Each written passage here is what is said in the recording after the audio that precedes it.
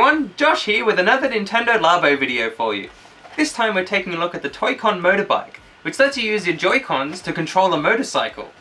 I'm not sure if I'd say it's my favourite game within the Variety Pack, because it does seem like it might drive really fast and doesn't have much longevity. But I'd be lying if I said this wasn't really cool. And it's like you're playing an arcade game from the comfort of your own home. You've got to actually lean to control the motorcycle, it's got a handbrake lever, you've got to rev the ignition and everything. So it's really fun, it's just, I'm not sure how long it will stay fun because there's not a lot to actually do in it. So I'll give you a look at this motorbike handle. Normally you'd hold the actual Switch console itself here. So when you're playing it looks like you're actually looking out over the handlebars.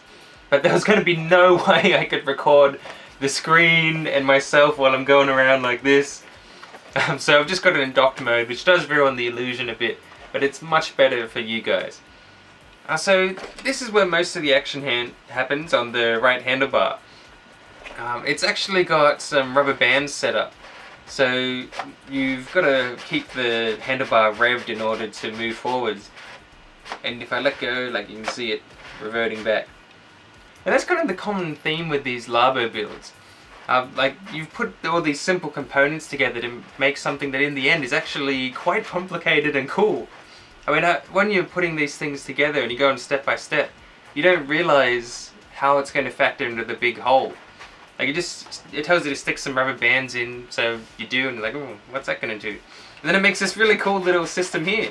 And this isn't even one of the most complicated builds. Some of the other ones I'll show you off a bit later do some even wackier stuff. In addition to that, we've also got a handbrake here, which I've started the game. So you push that and you can pull off some sick drifts. You've got the engine ignition to actually start the game. And then over here on the left hand side, we've got what's possibly the most important button of all, just here. The horn. That's right, you can speed around, going all crazy, and then just go beep beep beep beep. You know, no racing game is complete without the horn. So you've got to look at the main screen here. There's 3 Grand Prix you can play through. Each has 3 tracks. You can play each track by itself or within the Grand Prix. There's 3 speed classes, 200, 400 and 600cc. It's a bit of an upgrade from the Mario Kart speed classes. And you can change the number of laps you've got as well. And down the bottom you see one that says Josh's Grand Prix. Now what that is the track editor mode, which I'll show you a bit later, but for now we're going to jump into just a regular old race. We'll do 400cc. Sorry, the controls are a bit weird because they always act as if you've got the Joy-Cons vertical like this. As you can see, they're horizontal. So left is up, down is... It's pretty weird. It's not an ideal user experience there. It's a lot better when you've got the console set up and you're using the touchscreen. It's really designed around the touch interface rather than the buttons. But anyway, let's jump into the beginner Grand Prix in 400cc. You've got some rather simple tracks, but it'll allow us to show off what this thing can do. So you've got to start the engine yourself by clicking a little switch. You've got to rev it up. You can't help but make the noises. And I don't know if you guys can hear it over there, but it actually makes all the engine noises with the HD rumble in the controller. And I think I can do a wheelie. Yeah, it's a wheelie. It's really responsive. Like, you'd think of, like when you're thinking back to all the Wii days when there were all these really gimmicky motion control games, we've come a long way since then. Doot doot! Yay! So as you go through the Grand Prix, there's increasingly complicated tracks for you to race on. Eventually they have all these overhangs and I think some jumps and all kinds of things. One of the problems I have with the game is that it's not really comfortable to play. You've got to hold this handlebar revved back the whole time, and it does get a bit uncomfortable. I haven't really found the ideal pose, I guess, to hold it.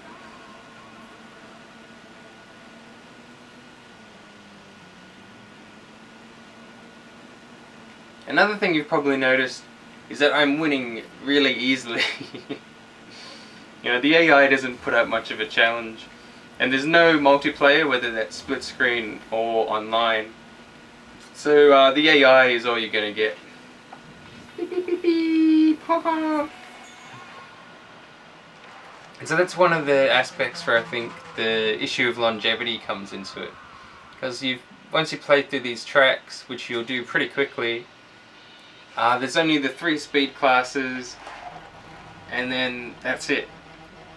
But, as we'll see after this race, there is a track editor which you might get a lot more value out of. And I guess that makes sense. The Labo package is kind of designed all around, you know, making your own things, getting creative and all that. I haven't got the hang of the drifting yet. If you do pull off a drift like that, you get a speed boost like Mario Kart. But I haven't really needed it. And again, no multiplayer, so it's not like you're going to have to worry about tough opponents or anything. I haven't tried the 600cc class yet though, so maybe there's a big jump in difficulty there. And we win! Woohoo! So that's an idea of the kind of structured content you're going to get within the Toy Con Motorbike package.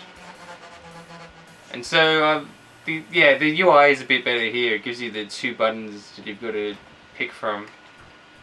But then as soon as you get here, it gets all confusing again. So let's jump into... Actually, I'll show you how you make the tracks first. But I won't go into too much detail because I've already made some pretty cool tracks, I think. So we go into the make course, and there's 2 ways that you can actually make your courses. You can either race around using the regular controls, and the track will follow you around. Like as you're moving, the track goes in behind you. But that's no fun. What we're going to do is make use of another Toy Con that comes within the pack. The Toy Con Mini Bike. It's like a little motorbike that you stick your Joy-Con into. Oh, other way around. Push the button.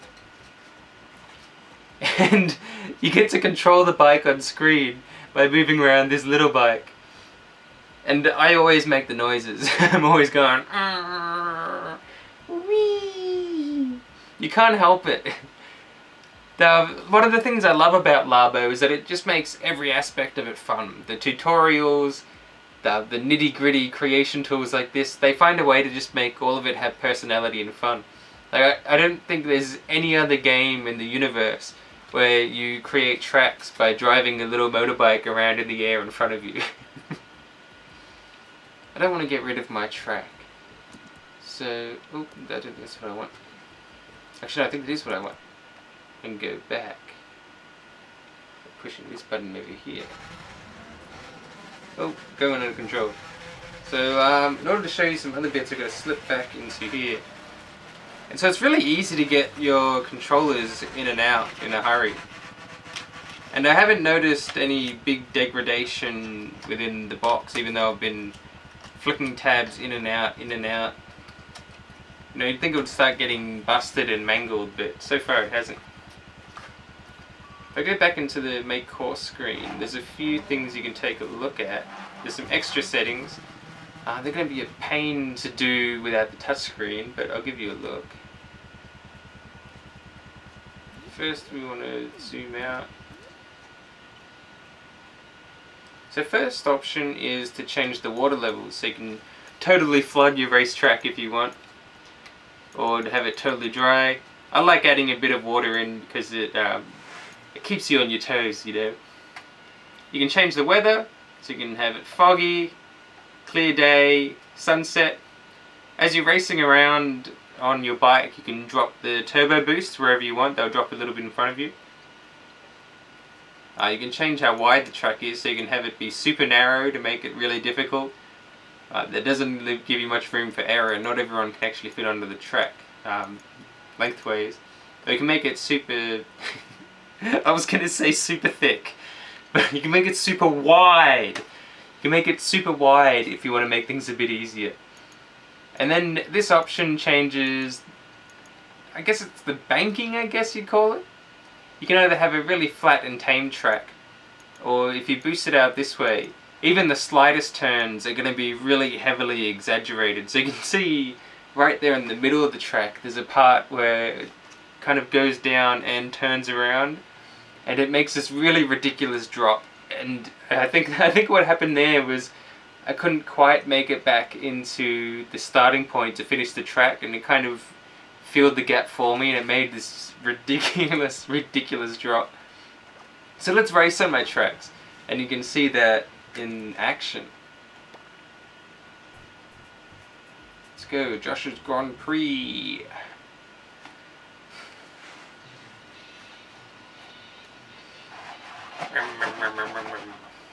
Oh, don't want to. Yeah, I want the first person.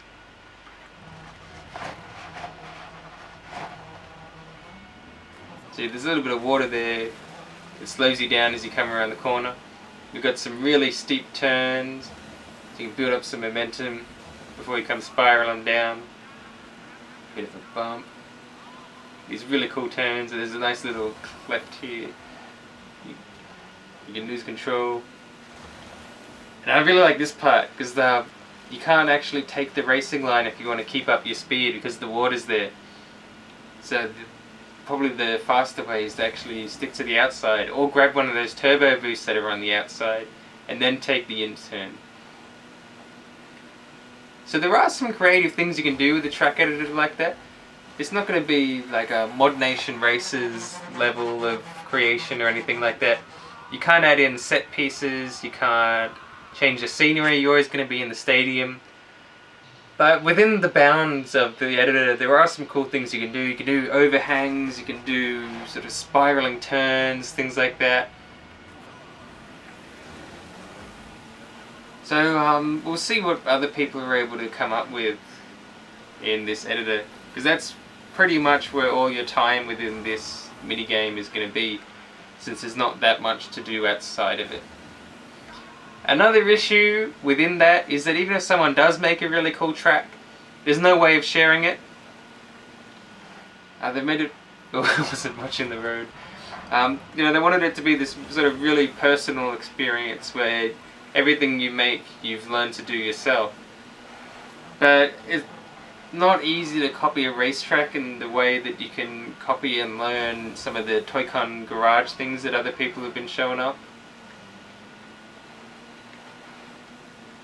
So you're just going to have to experiment yourself and see what you can pull together. Oh, whoa, I just got bumped off the track just as I respawned. It's no fair!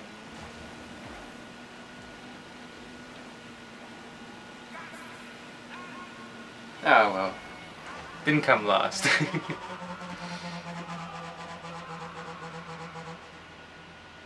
Was that the last one or is there another one? Another one, yep. This one's wild. This one just got like water everywhere.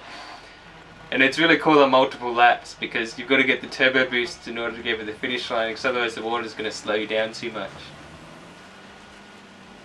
So like I've said, I have fun with the Toy Con Motorbike mode.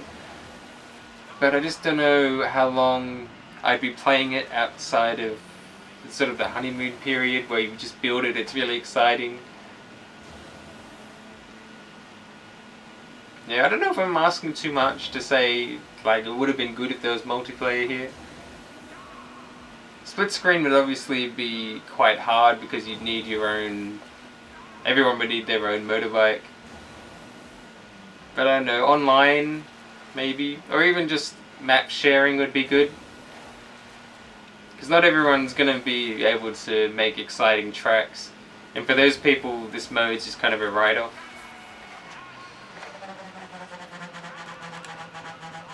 So that's the main racing mode. There is actually something else you can do with a motorbike, which I'll show you just after this. Just like Mario Kart has its battle mode in addition to the racing mode, the Toy Con Motorbike also has a similar kind of thing, and it's called Stadium Mode. And so in here, yeah, you can see that sort of big surrounding stadium. You don't have any control over that. That's the same every time. There's going to be balloons scattered around it, and there's ramps. I don't think there's any loops. No, but there's some sort of tiny hills you got to go around. It's like a skate park. You've got all these cool little things to do stunts up, and you got to try and collect balloons. But what's really interesting about it is this central playing area here. You make that yourself by scanning things with the infrared scanner. And so what I've got here is I've scanned my Pac-Man alarm clock, so you get to race around Pac-Man. I've used this Toy Con that they've given you. It's sort of like a radar gun. You don't have to use it, but who's not going to use the cool toy gun? And you can just point that at anything, and anything that the infrared camera picks up. Can I get the camera? Am I too far away? It's too far away. So you can put like your hand in there. You can get the motorbike. Chuck that in there. And so you're going to be able to race around that yourself. You can even get a giant amiibo and make a track out of him. Or, if you're feeling a little less mature,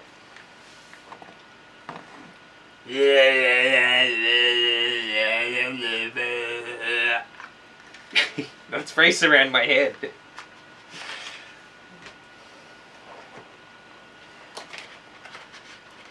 Chuck you back in there.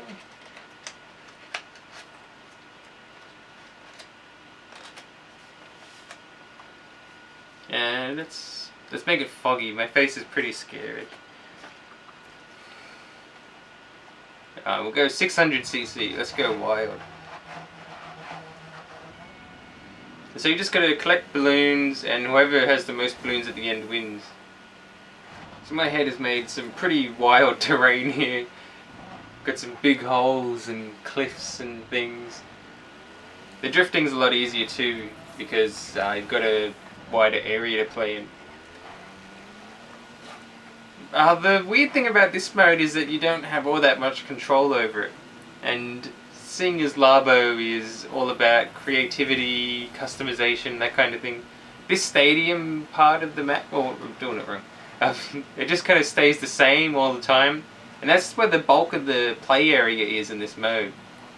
So it's going to be the same every time. You're going to have the same opponents every time. The only thing you can change is the middle bit, which you don't really even have to interact with all that much. This mode kind of feels like a bit more of an afterthought than anything else in the Labo package. Yeah, it's disappointing, because I mean, I want to make use of this really cool controller. And just using the controller is fun, but there's just not a lot to really do in it. I won't stick around for this whole mode. Like I said, it's not really that interesting. Yeah, we've got some balloons. That's it for, I think, 3 minutes the round goes for. Yeah, it's pretty cool. You can do wheelies.